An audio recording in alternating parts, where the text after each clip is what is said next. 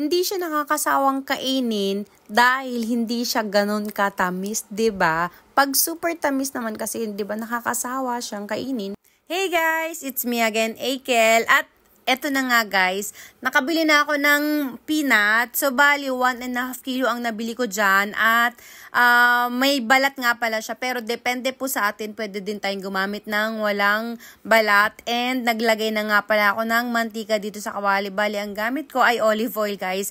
At depende pa rin po sa atin kasi may mga ibang gumagamit din na super dami talagang mantika nilalagay nila. So ako konti lang siya dyan at mix lang talaga natin para magpantay ang luto niya. And malalaman naman natin kapag luto na ang mani, kasi nga may amoy siya, diba? Charot!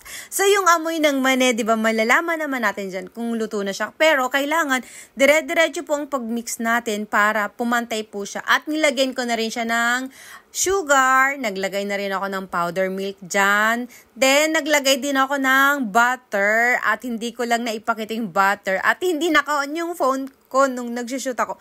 At eto na nga, mix pa rin tayo para ma-mix yung nilagay nating powder milk and sugar. Then after that, nilagay ko na sa blender para i-blender natin para madurog siya. At ayoko ng super durog guys. Ayoko rin ng super dry. Gusto ko medyo mabasa-basa siya at may mga nakakagat-kagat ako kahit papano dahil yun ang pinaka-paborito kong peanut butter. At eto na nga siya guys, nakikita nyo naman. So eto na guys ang ating peanut butter. As you can see, ayan, meron siyang medyo buo-buo ng very light kasi mas gusto ko to para kapag nilagay ko sa bread, medyo may nababite ako ng, alam mo yung maliliit talaga siya. Ayoko ng super duper durog.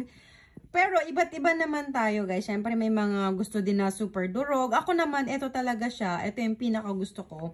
At ayan na siya. Ito yung 1.5 kilo na peanut butter na ginawa ko. At syempre, ready to ship na rin to. Ay, ready to ship. O, diba? So, syempre, ready na siyang, saan ko ba ito ipapadala? Charis. So, basta ready to ship na rin to. At hindi tayo papayag nang hindi natin matitikman to, guys. At ayun na nga, ang sarap niya. At hindi siya ganun katamis kasi pag super tamis, talagang nakakasawa din siyang kainin. Kaya, sakto lang yung tamis niya. Sarap.